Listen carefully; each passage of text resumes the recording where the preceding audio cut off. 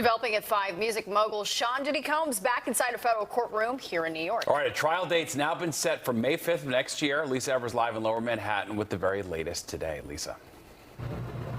Well, Stephen, Natasha, this was Diddy Combs' third time in the courthouse you see right behind me, his first time before a new judge. They did handle these calendar matters and also set that May 5th, 2025 date for the trial to begin. But what was most striking was that his mother, Janice Combs, who's been with him his whole life, flew up from Florida to be with him, as did most of his children, in a show of support. Sean Combs' son, Christian, known professionally as King Combs, held his grandmother's hand as they left the courthouse with his other siblings. We want to hear from you. Anything you want to say at this point. Judge Arun Subramanian acknowledged that his mother, Janice Combs, came from Florida for her son and that his kids also traveled to be in the same courtroom with him.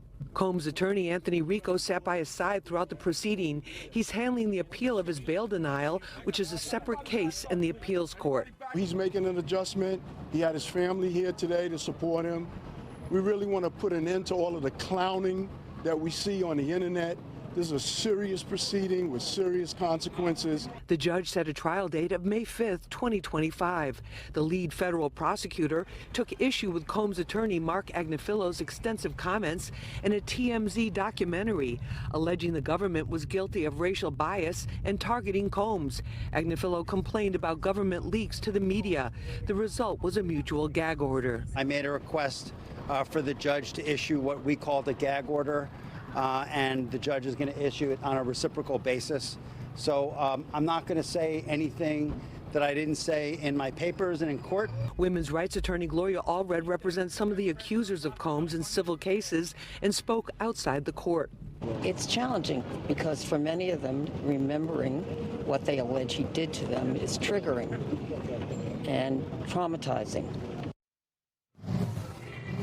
Now, a date of December 18th was set for the next status conference. For now, Combs is back at MDC. He's been denied bail twice. His last hope of getting out before that May 2025 trial date beginning is for the appeals court to reverse the bail denial, and that could happen anytime within the next couple of weeks. We're live here in front of the courthouse. Let's check in with Teresa Priolo. She's been outside most of the day here. Teresa, what was it like out here? There were so many people out here, Lisa. As you know, you were out here as well. P. Diddy is an international superstar, and so you have to imagine that this is a case that is bringing people from all over the world. We've seen local media here, national media, and yes, international media too, with also a huge showing among entertainment journalists. But we also saw today a lot of citizen journalists that were out here as well. People who grew up on Diddy's music, whose albums were the soundtrack of their lives, and they told me that they feel like they needed to come down here and to just catch a glimpse of it all. Of course, we know that Diddy remains behind bars at MDC, but that's not stopping the crowds or the interest in this case. I'm studying forensic sciences, my big thing is women and children, to protect women and children. So when I heard all of this going down, it was, just the hair on my back just went up. If he's doing things like this, he needs to be in jail. There's nothing.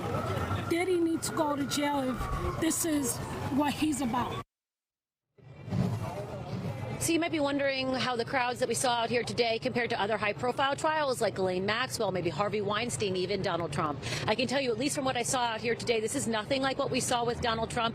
But Lisa, I would imagine that as this trial gets closer to its date of May 5th, that we might be seeing some of the crowds like we saw with Ghislaine Maxwell, people lining up really early in the morning, getting their tickets, trying to get inside. No, Teresa, definitely. This is very early in the whole process. I mean, they just set the trial date today of May 25th, and I think it's going to draw more and more people as we go forward. In fact, the next court date here is December 18th. That will be for the next status conference. But there's a lot of other issues that they have to consider as well in terms of the evidence. The judge gave them until December 31st to deal with all the discovery of the evidence. That means both sides have to have the access to all of the evidence that they have, which is many dozens of terabytes from more than 90 telephones and electronic devices. Wow. They confiscated during those raids. And then the other thing that was significant about today, too, Teresa, was that the prosecutor said in no uncertain terms and quite emphatically, because everything else she was very even-tempered, she said, make no mistake about it, this investigation is still ongoing and